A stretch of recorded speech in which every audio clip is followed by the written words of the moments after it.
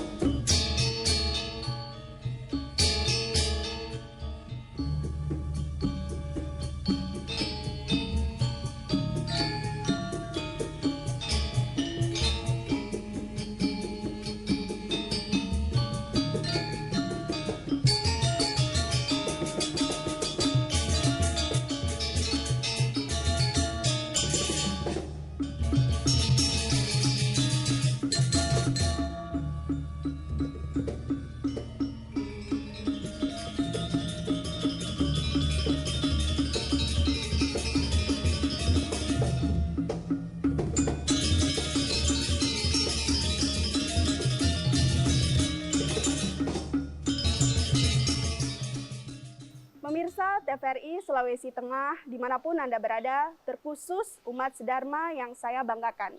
Itulah tadi tarian yang dibawakan oleh siswi UWP Wiradharma Kota Palu. Kepada penari diucapkan terima kasih. Baik Pak Wayan, kita mulai saja perbincangan kita pada sore hari ini. Seperti yang telah saya sebutkan sebelumnya bahwa tema yang akan kita bincangkan yaitu tentang Dharma dalam Sara Samuscaya. Nah, telah kita ketahui bersama bahwa Sara Samuscaya merupakan salah satu bagian dari kitab suci agama Hindu, yaitu Weda. Nah, namun masih banyak yang belum paham akan pembagian dari Weda tersebut. Nah, mungkin Bapak bisa menjelaskan kepada pemirsa di rumah apa pemahaman Weda dan pembagiannya secara umum. Ya, baiklah Dek Dayu, pemirsa TVRI Sulawesi Tengah yang berbahagia, khususnya umat Hindu yang kami banggakan dimanapun Anda berada, berkaitan dengan pertanyaan tadi dari Dek Dayu, bahwa masih ada beberapa umat Hindu yang belum paham seperti apa sih sebenarnya pembagian Weda dan Weda itu.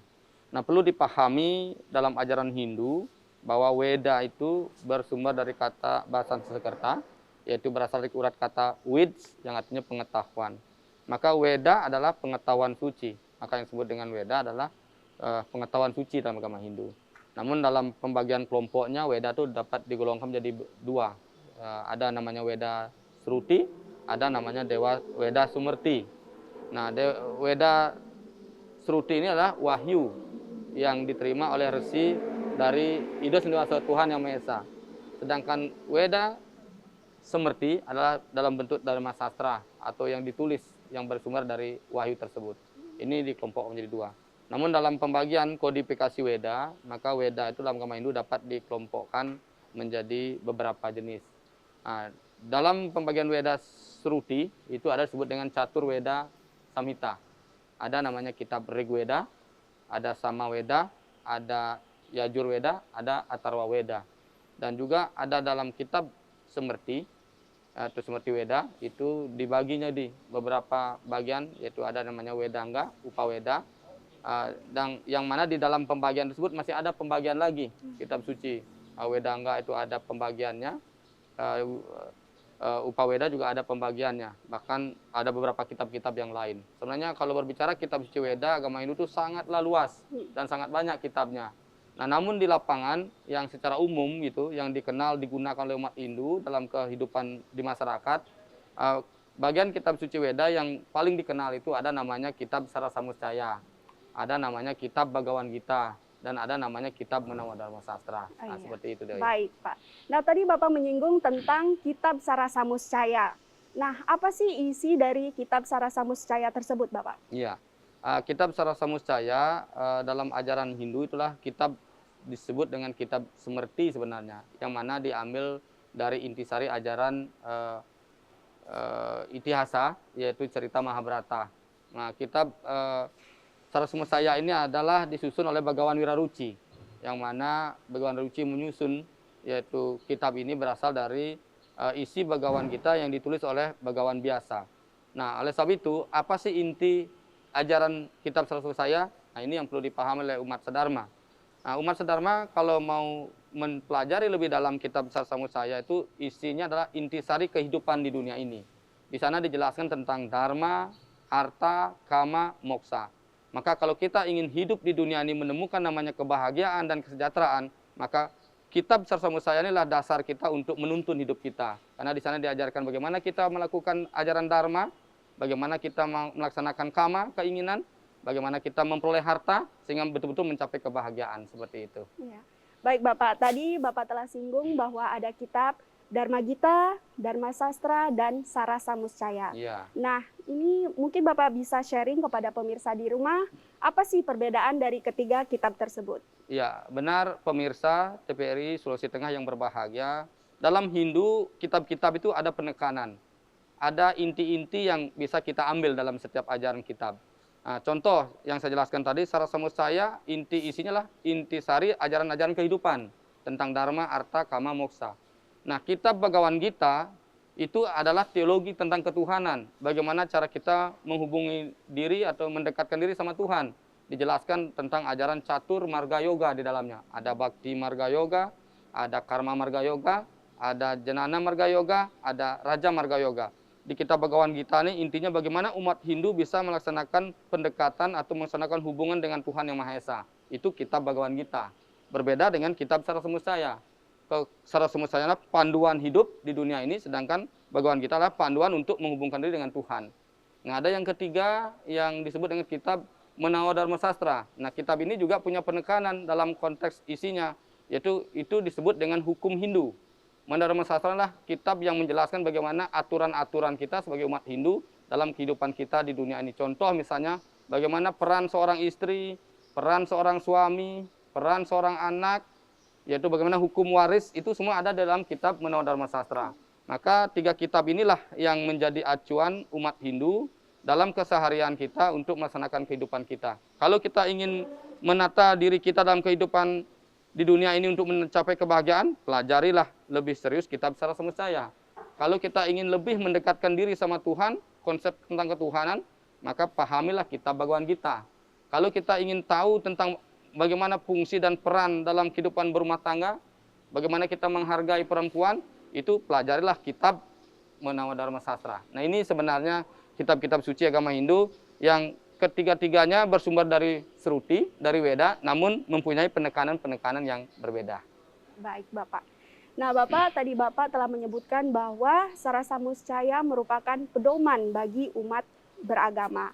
Nah, apa sih yang menjadi dasar dan tujuan agama Hindu untuk hidup di dalam kitab Sarasamustaya? Oke, ya baiklah Dayu, untuk bisa dipahami agar betul-betul umat menyadari apa sih dasar tujuan hidup dalam kitab Sarasamustaya. Lebih bagus saya bacakan di sloka biar umat Hindu tahu.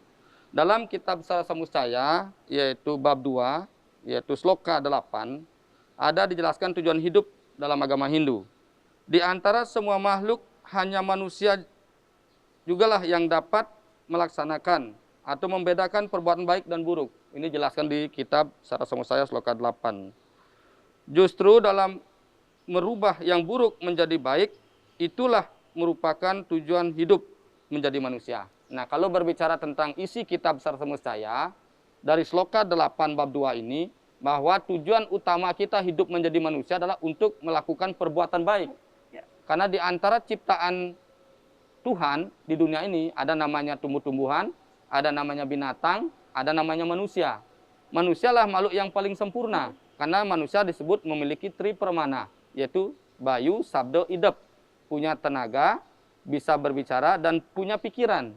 Sedangkan makhluk hidup itu hanya punya dwi permana, punya sabda dan punya bayu, punya tenaga dan bisa berbicara. Dan tumbuh-tumbuhan hanya punya eko permana, hanya punya tenaga. Nah, dalam kitab Sarasamustaya ini dijelaskan, maka kelahiran menjadi manusia adalah makhluk yang utama. Maka haruslah kita mampu melaksanakan disebut dengan perbuatan baik. Nah, intinya dalam kitab ini jelaskan, kelahiran menjadi manusia adalah untuk meningkatkan kualitas sang Atman dengan jalan melakukan perbuatan baik atau dharma. Seperti itu. Baik, Bapak. Nah, Bapak, saya ingin bertanya lagi terkait dharma yang Bapak telah sebutkan sebelumnya. Nah, apa sih keagungan dari dharma dalam kitab Sarasamustaya? Iya, berbicara tentang keagungan dharma dalam kitab Sarasamustaya, ini juga perlu dipahami oleh umat Hindu, bahwa dalam bab 3, sloka 19, itu dijelaskan bahwa untuk mendapatkan harta dan kepuasan nafsu, ini dijelaskan, dharma itulah dilaksanakan terlebih dahulu. Nah, kalau berbicara tentang keagungan dharma dalam kitab Sarasamustaya ini, bahwa sesuai dengan sloka ini, dharma ini adalah fondasi dalam semua aktivitas hidup kita di dunia ini. Dharma ini menjadi tolak ukur yang pertama yang harus kita laksanakan. Dharma yang dimaksudlah kebenaran, kebaikan. Kita memperoleh harta, mengikuti keinginan, itu harus dasarnya dari dharma. Ini jelaskan dalam sloka Sarasamustaya sloka 19. Demikian juga di sini dijelaskan dalam sloka 21. Dharma adalah jalan untuk sampai ke surga. Seumpama perahu laju yang merupakan alat bagi saudagar-saudagar untuk melintasi samudra. Nah, dari sloka ini dijelaskan bahwa Dharma inilah pengantar kendaraan bagi kita sebagai umat Hindu untuk mampu mencapai namanya tujuan atau kebahagiaan. Seperti jelaskan tadi, Dharma ini bagaikan perahu bagi saudagar-saudagar untuk mencapai sebuah tujuan, sebuah tempat. Nah, dalam artian hidup kita ini ingin mencapai kebahagiaan secara lahir dan batin. Maka Dharma inilah perahu, kendaraan kita yang harus kita laksanakan. Ini dijelaskan dalam sloka 21. Demikian juga Dek Dayu dijelaskan dalam sloka 23. Seperti halnya matahari yang terbit menghilangkan kegelapan alam, demikian juga halnya orang yang melaksanakan kebenaran akan menghilangkan segala penderitaan hidup. Nah, ini kalau kita kupas isi sloka ini, bahwa penderitaan kita ini bisa kita hilangkan, bisa kita hapuskan dengan jalan apa? Yaitu melaksanakan Dharma. Maka kalau kita pahami isi kitab Sara Samuscaya, maka umat Hindu pasti akan berusaha dengan semaksimal mungkin melaksanakan kebaikan atau Dharma. Karena tidak ada jalan lain yang bisa kita lakukan sebagai umat Hindu untuk menghilangkan penderitaan selain dengan menjalankan kebaikan. Makin baik kita melaksanakan perbuatan, maka kebahagiaan, ketenangan, ketentraman akan makin kita peroleh. Ini dijelaskan dalam kitab ini. Makin jahat perilaku kita, makin banyak melakukan dosa, maka penderitaan itu akan makin kita dapat dalam hidup ini. Nah, ini jelas dijelaskan dalam kitab Sara Samuscaya, Dek Dayu. Baik, Bapak. Nah, bagaimana untuk pengimplementasian Dharma dalam kehidupan sehari-hari, Bapak? Ya, pengimplementasian Dharma itu dalam kehidupan sehari-hari itu bisa kita laksanakan dalam kehidupan kita masing-masing. Dharma ini sifatnya universal. Kalau kita kerja dalam sebuah instansi misalnya, kita punya tugas yang jelas, maka laksanakanlah tugas kita itu sesuai dengan aturan yang ada. Itu melaksanakan Dharma. Kalau kita seorang petani, bekerja menjadi petani yang sebenarnya, itu juga Dharma. Kita menjadi seorang guru, mengajar siswa dengan baik, mendidik anak-anak dengan baik, itu juga namanya melaksanakan Dharma.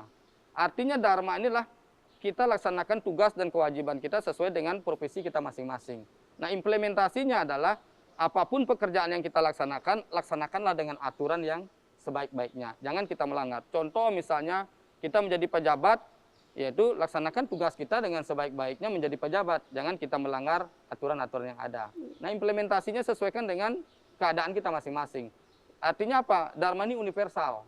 Ya, tergantung tugas dan fungsi kita masing-masing. Selama kita melaksanakan tugas sesuai dengan aturan, sesuai dengan ajaran kebaikan, maka itulah sebenarnya implementasi yang dimaksud dengan implementasi ajaran Dharma. Baik, itu, Bapak. Nah, Bapak, saya ingin bertanya kembali tentang sumber ajaran Dharma dalam kitab Sara Samuscaya. Iya, terima kasih Dek Dayu. Ini penting juga dipahami oleh umat Hindu agar kita paham untuk melaksanakan perbuatan baik, untuk melaksanakan ajaran Dharma, apa sih sumber-sumber ajaran yang digunakan untuk melaksanakan Dharma tersebut. Jelas ini dijelaskan dalam kitab Sara Samuscaya sloka 44. Untuk melaksanakan ajaran Dharma atau kebaikan itu kita harus mengacu dari namanya kitab suci. Ada namanya kitab suci Sruti. Ada namanya kitab suci Semerti. Sruti itulah wahyu dari Ido Sendewasada Tuhan. Semerti adalah kitab suci yang ditulis dalam bentuk Dharma Sastra. Namun selain itu, ada ajaran yang bisa kita gunakan untuk sebagai sumber melaksanakan ajaran Dharma, yaitu disebut dengan, yaitu kita mengikuti petunjuk-petunjuk orang-orang suci kita.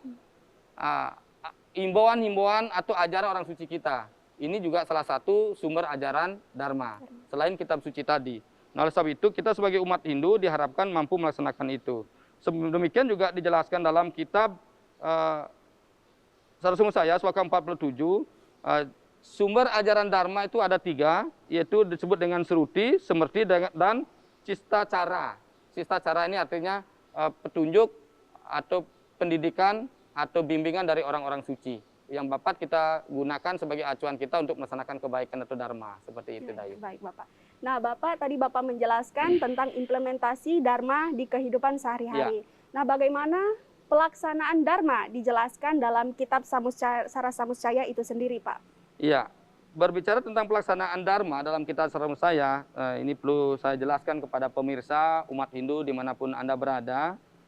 Dalam bab 5, sloka 48 dijelaskan bahwa adapun yang patut engkau lakukan ialah jika suatu yang timbul dari perbuatan, kata-kata, dan pikiran yang tidak menyenangkan bagimu sendiri, serta menimbulkan kesusahan dan menyebabkan penyakit, janganlah diperbuat hal yang demikian itu pada orang lain. Berbuatlah amal selalu untuk kesejahteraan orang lain berdasarkan cinta kasih. Artinya dalam sloka ini, yaitu dijelaskan pelaksanaan dharma yang bisa kita lakukan, kita harus mengukur dari diri kita sendiri.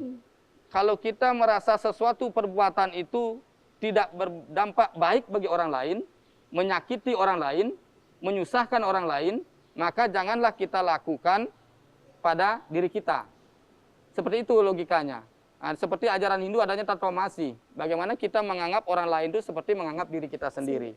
Demikian juga pelaksanaan ajaran Dharma dalam kitab Sara Samustaya ini dijelaskan bahwa kita selalu berbuat, bagaimana kita berpikir, berbuat kepada orang lain itu sama dengan kita berbuat untuk diri sendiri. Gitu. Kalau merasa perbuatan kita tidak menyenangkan orang lain, jangan kita lakukan. Karena itu pasti akan membuat penderitaan bagi diri kita. Ini konsepnya seperti itu. Pelaksanaan Dharma itu sangat sederhana, bagaimana kita mengukur perbuatan kita itu untuk diri kita sendiri. Kalau kita ingin bahagia, ya bahagiakanlah orang lain. Kalau kita berbuat menyakiti orang lain, sama dengan menyakiti diri sendiri. Maka diukurlah perbuatan kita itu, jangan sampai perbuatan ini membuat penderitaan bagi orang lain. Nah kalau perbuatan ini kita rasa, membuat penderitaan bagi orang lain, membuat kesengsaraan bagi orang lain, maka janganlah kita lakukan dalam hidup kita. Ini yang dijelaskan dalam sloka Sara Samustaya bab 5 sloka 48, seperti itu. Ya, baik Bapak. Nah, kemudian Bapak saya ingin bertanya kembali terkait dengan catur warna atau catur wangsa. Karena kita sering sekali ya terjadi di masyarakat, masih banyak ini yang keliru terhadap adanya catur warna ini. Iya, betul pemirsa TPRI Sulawesi Tengah yang berbahagia, umat Hindu yang kami cintai dan kami banggakan. Memang fenomena di lapangan kadangkala ada kekeliruan pemahaman umat Hindu tentang catur warna. Kalau berbicara tentang catur warna dalam kitab Sara Samustaya, jelas di sini disampaikan bahwa catur warna itulah pembagian profesi seseorang, yaitu dalam kehidupan di dunia ini. Profesi ini seperti apa? Ada namanya Brahmana, yaitu kaum spiritual, orang-orang yang punya kemampuan tentang spiritual, menjadi pendeta, kalau dalam keseharian kita misalnya jadi pemangku, jadi peranda, itu adalah karena profesi dan kemampuan. Itu disebut dengan kaum Brahmana dalam kitab Sara Samustaya. Ada orang punya profesi menjadi pemimpin, menjadi pejabat, bekerja di kantor. Dalam kitab ini jelaskan itu adalah kaum kesatria.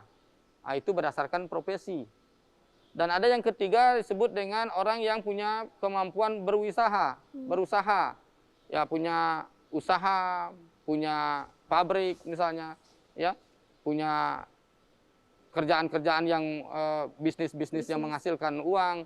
Itu dalam ajaran kitab Sara Samustaya disebut dengan kaum Waisya, yaitu pengusaha. Dan ada yang ketiga disebut dengan orang yang bekerja hanya mengandalkan kemampuan tenaga, otot, seperti tenaga-tenaga kasar, itu dijelaskan yaitu kelompok Sudra. Nah dalam kitab Sara Samustaya ini, keempat kelompok ini adalah dijelaskan berdasarkan profesi pekerjaan, bukan berdasarkan kelahiran.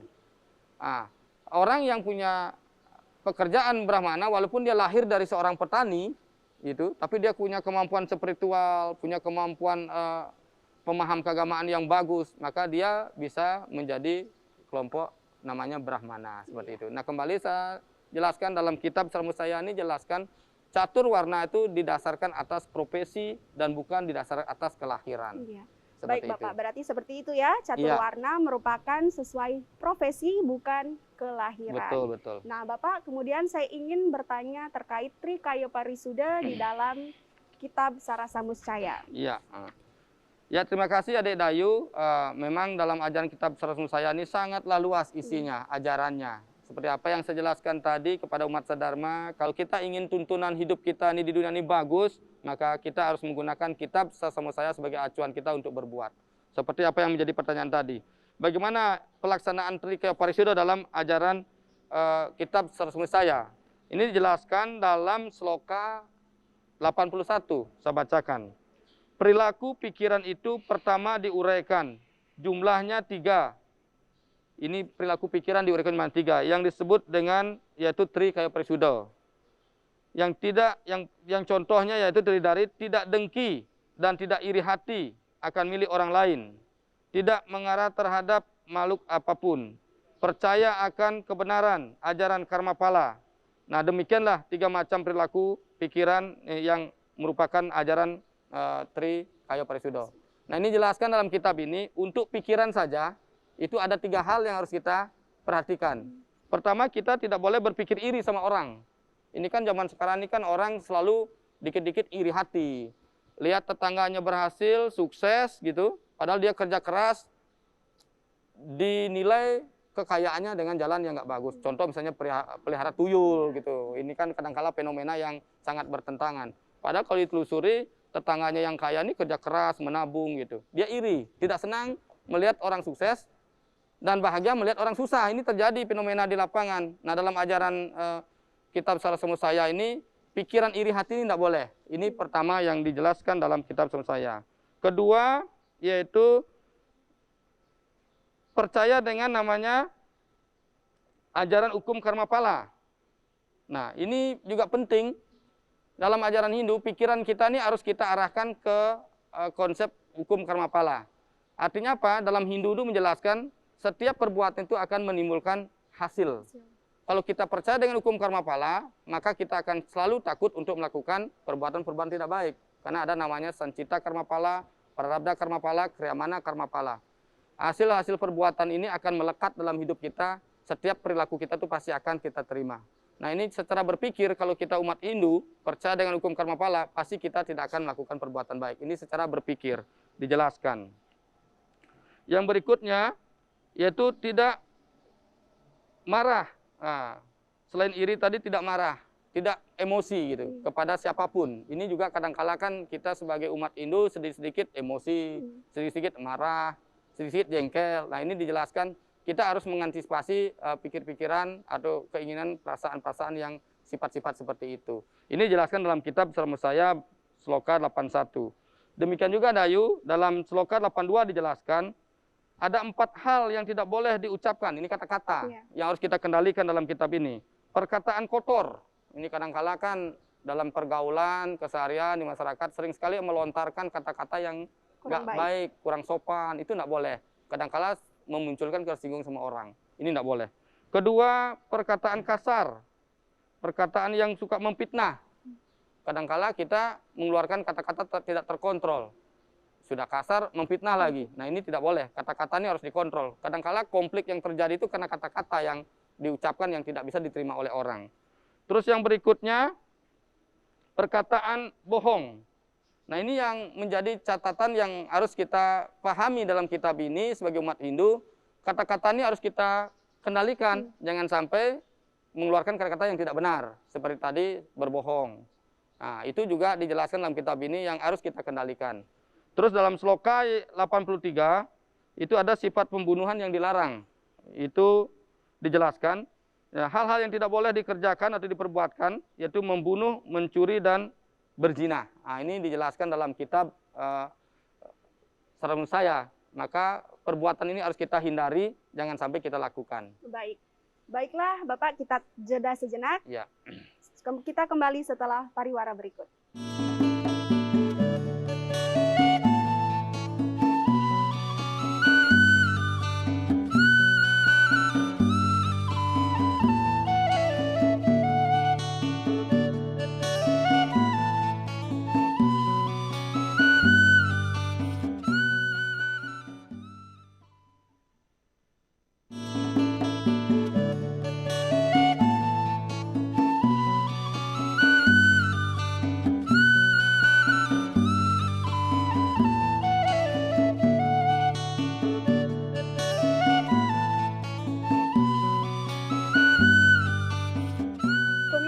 TVRI Sulawesi Tengah, dimanapun Anda berada, terkhusus umat Dharma yang saya banggakan. Kembali lagi bersama kami pada acara Mimbar Agama Hindu pada sore hari ini. Nah, baiklah Bapak, kita akan lanjutkan kembali perbincangan kita. Nah, tadi bahwa Bapak menekankan tentang Tri Kayo Parisuda, bahwa kita harus selalu berbuat baik, berkata baik, dan berpikiran yang baik. Nah, mungkin Bapak bisa perdalam kembali nih, serta memberikan contoh bagaimana kita mengendalikan ini di dalam kehidupan sehari-hari. Ya, baiklah pemirsa TPRI Sulawesi Tengah yang kami banggakan dan umat Hindu yang saya cintai dimanapun Anda berada. Seperti apa yang saya jelaskan tadi, bahwa dalam ajaran Kitab Sarasa Mustaya ada 3 hal perilaku yang harus kita sucikan. Ada disebut dengan Tri Kaya Parisuda, yaitu Manacika Parisuda, kita harus selalu berpikir yang baik. Yang kedua ada namanya Wacika Parisuda, kita harus selalu berkata-kata yang baik, yang sopan, yang santun. Dan yang ketiga ada namanya Kayika Parisuda, adalah kita selalu berperilaku yang baik dan benar. Nah, ini menjadi penekanan dalam Kitab Sarasa Mustaya. Oleh sebab itu dalam kehidupan kita di dunia ini, kita sebagai umat Hindu harus selalu menjaga 3 sifat ini, sehingga betul-betul kita menemukan kebahagiaan. Nah, seperti yang dijelaskan dalam Kitab Sarasa Mustaya, saya jelaskan lagi Adik Dayu, ya Sloka 84 dijelaskan, sesungguhnya seseorang itu dikenal dari perbuatan, perkataan, dan pikirannya. Hal inilah yang menarik perhatian setiap orang untuk mengetahui kepribadian seseorang. Maka daripada itu, kebaikan itulah yang harus dibiasakan dalam perkataan, perbuatan, dan pikiran. Nah, kalau kita bedah isi kitab Sarasa Mustaya, Sloka 84 ini, maka seseorang itu akan sangat dikenal berdasarkan dari perkataannya, perbuatannya, dan pikirannya. Oleh sebab itu, kita ditekankan, mari kita selalu melaksanakan dalam hidup kita ini namanya Tri Kaya Parisuda itu. Selalu berkata-kata yang baik, contoh misalnya, ketemu dengan Adik Dayu, anaknya sopan, santun, lembut, itu yang dikenal oleh orang. Oh, ketemu Adik Dayu, oh anaknya baik sekali, anaknya ramah. Nah, itu yang dikenal. Nah, oleh sebab itu dalam sloka ini dijelaskan bahwa kita dikenal karena perkataan dan perbuatan kita. Oleh sebab itu, marilah kita sebagai umat Hindu selalu menjaga perkataan, perbuatan kita agar kita dikenal seseorang itu dengan citra yang positif, yang baik seperti itu, Adik Dayu. Okay. Baik. Nah, Bapak, perihal dengan selalu melakukan perbuatan yang baik, perkataan dan yang baik, dan pikiran yang baik. Nah, namun ada satu hal yang sering nih kita susah kendalikan, yaitu kemarahan. Nah, bagaimana sih kemarahan ini dijelaskan dalam Kitab Sarasa Mustaya? Ya, berbicara tentang kemarahan, Adik Dayu, memang kita dilahirkan menjadi manusia, kita tidak bisa luput namanya sifat-sifat emosi seperti itu. Namun yang ada membedakan bagaimana kita sebagai manusia harus mampu mengendalikan emosi atau kemarahan. Kemarahan itu ada melekat dalam diri seseorang. Karena dalam ajaran Hindu, kita dijelaskan manusia itu mempunyai namanya Tri Pramana. Yang saya jelaskan itu, yaitu Sabda, Bayu, Idap. Manusia itu juga punya 3 kekuatan, Triguna, yang disebut dengan Satwam, Rajas, Tamas. Nah, ini yang perlu dipahami oleh umat Hindu. Sifat Satwam, sifat Rajas, sifat Tamas, itu semua ada dalam diri kita sebagai manusia. Namun ada yang membedakan dalam perilaku kita adalah kemampuan mengelola sifat-sifat tadi.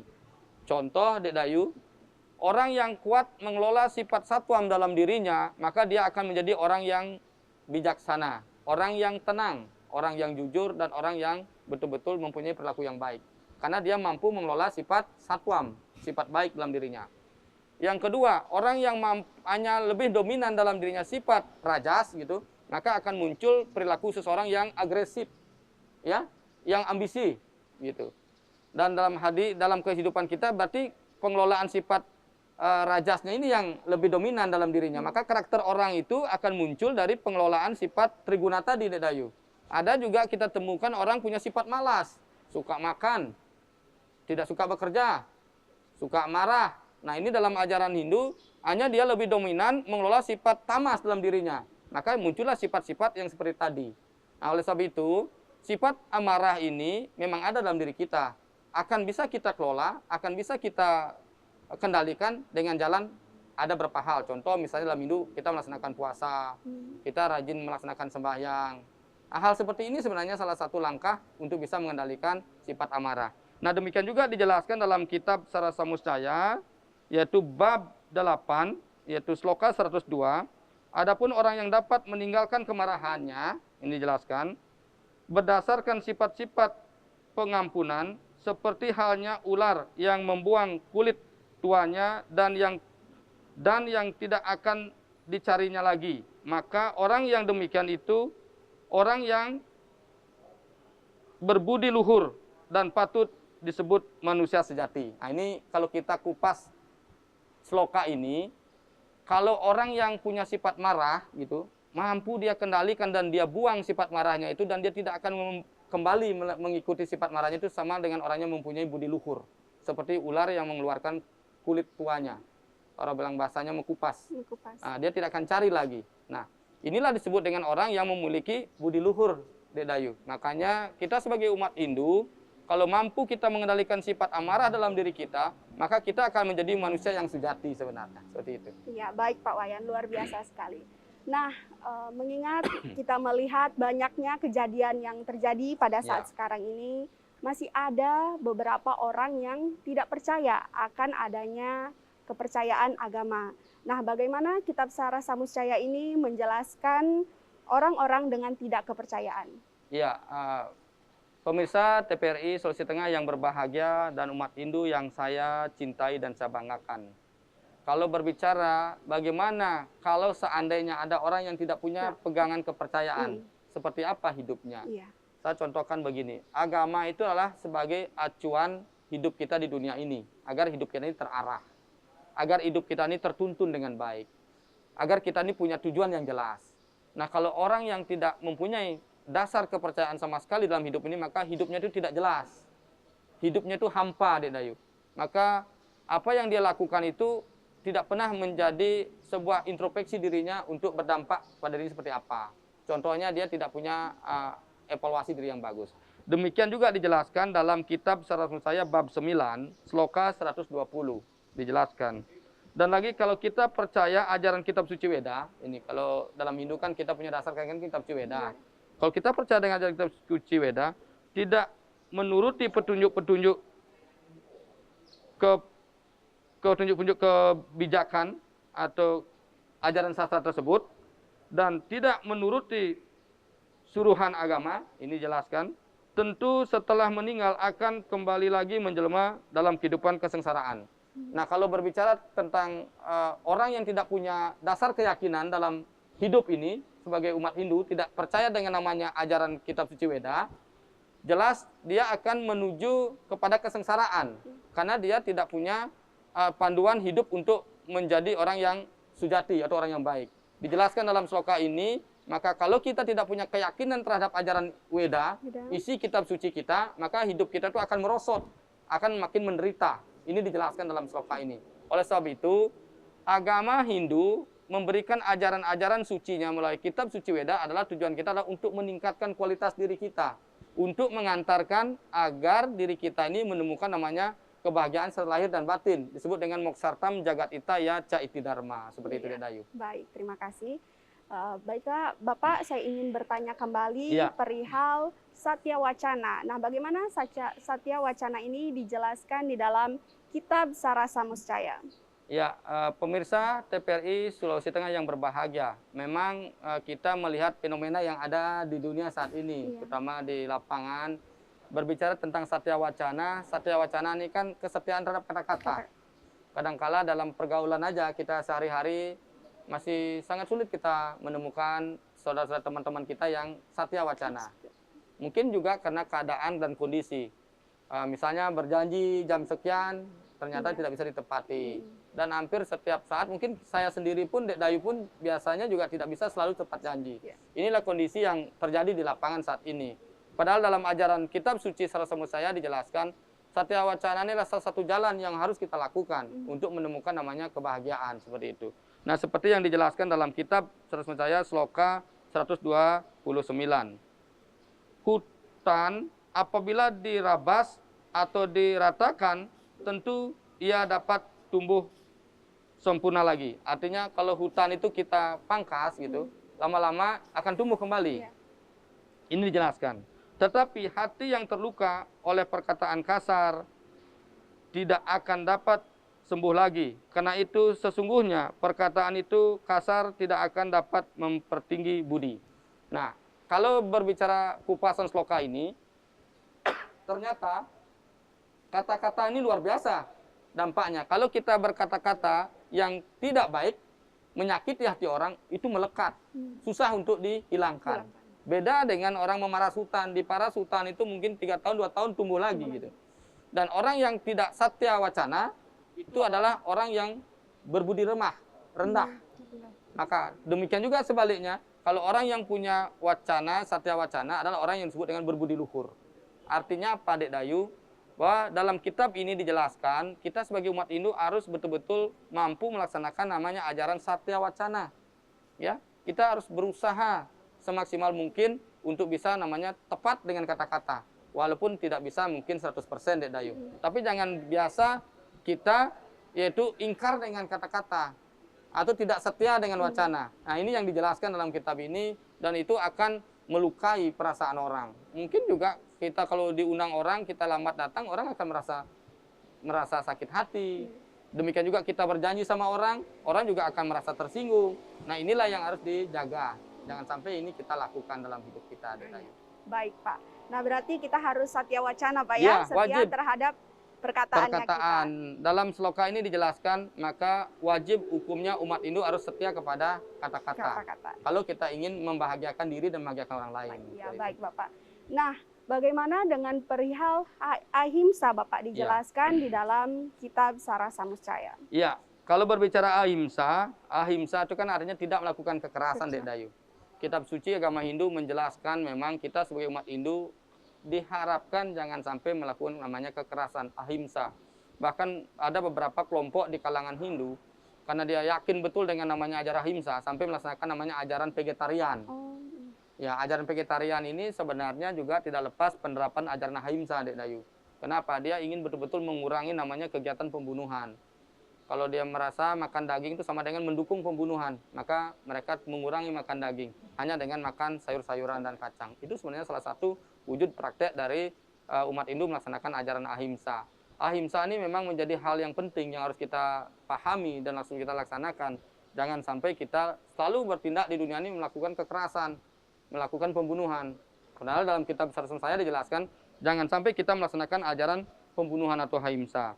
Nah, seperti yang dijelaskan dalam kitab Sarasamuscaya, yaitu sloka 11, yaitu bab 11, sloka 149.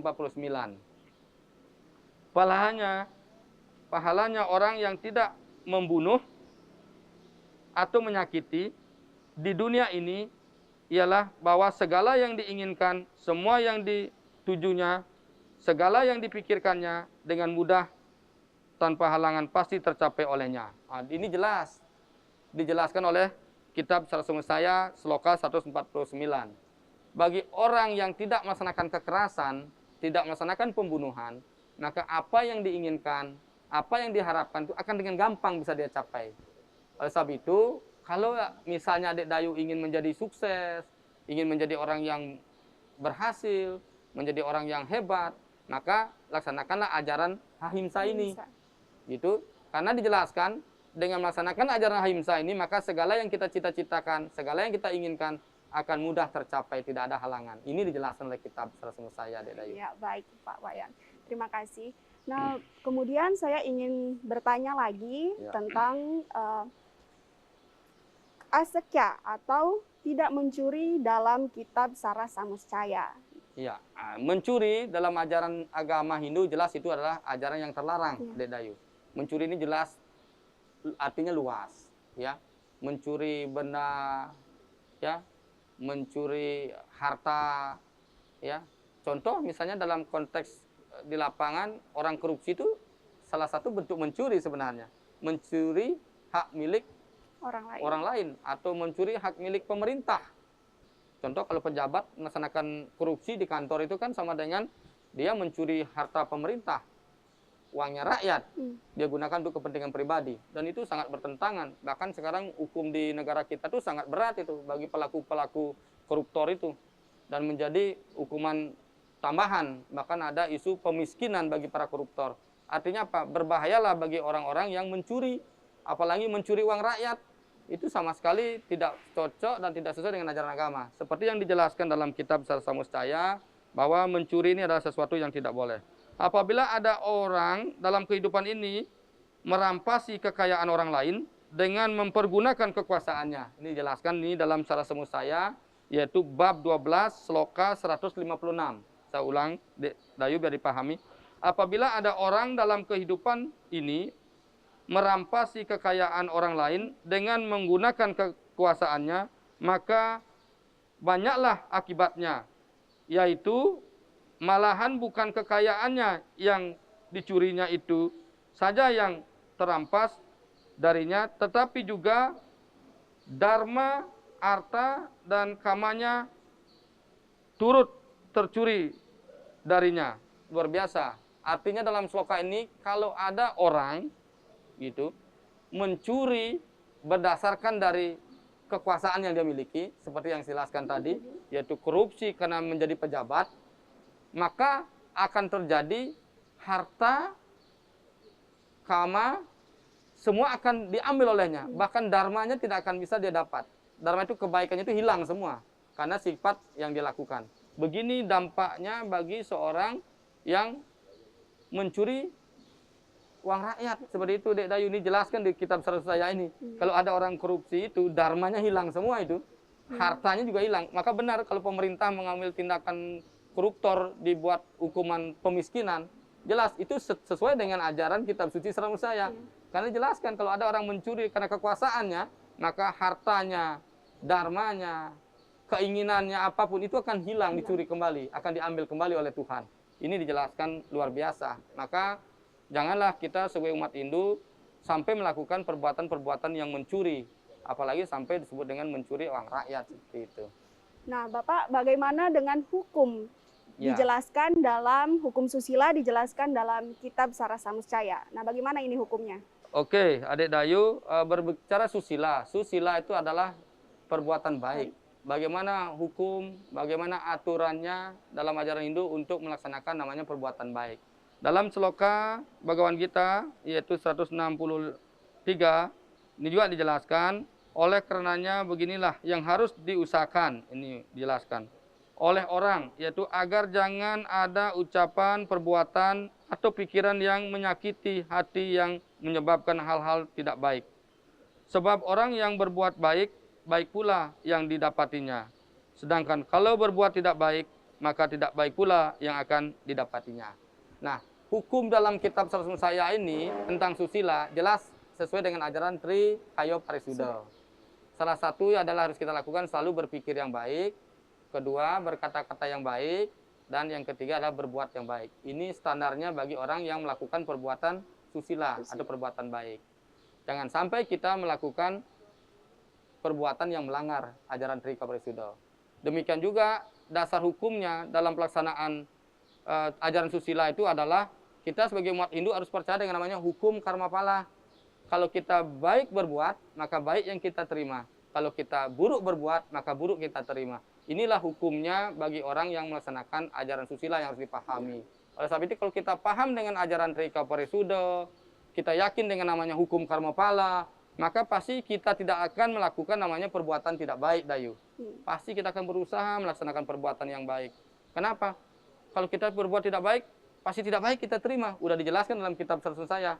Kalau kita berbuat baik, maka baik yang kita terima. Nah, untuk apa kita berbuat tidak baik kalau hasilnya tidak baik? Oleh sebab itu pasti kita harus berusaha untuk melakukan namanya perbuatan yang baik. Seperti itu, Dek Dayu. Baik, Bapak. Bapak, saya ingin bertanya, apakah dana punya juga merupakan salah satu contoh dari perbuatan susila ini, Pak? Iya, pemirsa TPRI Sulawesi Tengah yang berbahagia, khususnya umat Hindu dimanapun Anda berada yang saya cintai. Dalam ajaran Hindu, memang banyak perbuatan-perbuatan susila yang bisa kita lakukan. Selain berpikir yang baik, berkata-kata yang baik, berbuat yang baik sesuai ajaran Tri Kayo Parisuda, tapi banyak praktek-praktek yang kita lakukan. Seperti apa yang Dek Dayu tanyakan tadi. Apakah kita medano punyo di pura ini termasuk perbuatan susila? Iya, pasti. Tapi bukan hanya dana punyo aja. Kita membantu orang yang susah, orang yang membutuhkan, tetangga yang memang lagi sakit butuh dibantu. Itu juga ajaran susila. Yang jelas, susila itu adalah ajaran kebenaran, kebaikan yang sangat luas dan bisa dilakukan oleh umat Hindu. Seperti itu, Dek Dayu. Iya. Baik, Pak Wayan, rupanya waktu membatasi pertemuan kita pada sore hari ini. Nah, namun sebelum kita tutup acara ini, mungkin ada pesan yang bisa Bapak sampaikan kepada pemirsa di rumah. Ya, baiklah pemirsa TPRI Sulawesi Tengah yang berbahagia dan umat Hindu dimanapun Anda berada yang sangat saya cintai dan saya banggakan. Dari apa yang saya sampaikan tadi, bagaimana ajaran Dharma dalam kitab sastra saya yang harus kita pahami adalah kita sebagai umat Hindu dalam kehidupan kita di dunia ini, apapun perbuatan kita, keseharian kita, jangan pernah kita melepaskan namanya dari ajaran Dharma. Dalam ajaran kitab sastra saya, Dharma inilah yang menjadi tulang punggung dalam segala aktivitas kita. Apapun pekerjaan kita, apapun perbuatan kita, mari kita dasari dengan perbuatan Dharma. Dengan perbuatan baik, perbuatan Dharma, maka kita akan mendapatkan harta. Harta yang kita dapat dengan jalan kebaikan akan kita gunakan untuk kebutuhan keinginan kita atau kama, maka akan membawa kita kepada kebahagiaan disebut dengan moksatam jagat itaya caiti dharma. Nah, sekian yang dapat saya sampaikan, semoga bermanfaat untuk kita semua. Baik Pak Wayan, terima kasih, luar biasa sekali pesan yang bisa disampaikan. Nah, pemirsa TVRI Sulawesi Tengah, dimanapun Anda berada, terkhusus umat sedharma yang berbahagia, itulah tadi perbincangan kita mengenai tema kita pada sore hari ini, yaitu Dharma dalam Sara Samuscaya. Selanjutnya, marilah kita saksikan nyanyian yang akan dibawakan oleh siswa-siswi UWP Wiradharma Kota Palu dengan judul Mebakti Ciptaan AJ Cokde. Nah, namun itu menjadi sekaligus penutup pada perjumpaan kita pada sore hari ini. Saya, Ida Ayu Puturati Pratiwi, bersama kru yang bertugas mohon pamit undur diri. Saya akhiri dengan para mesanti.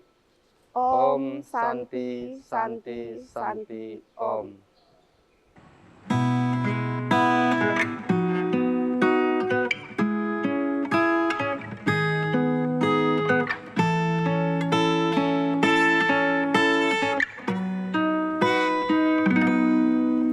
Sadarlah, wahai saudaraku,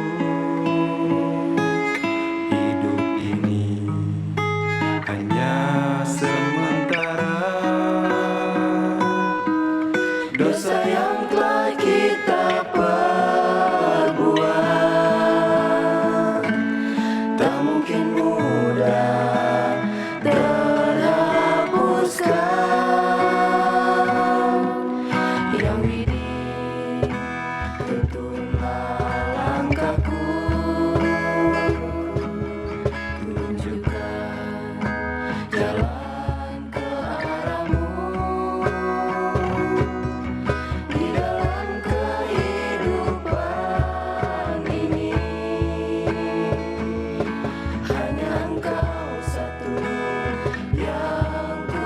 Yeah.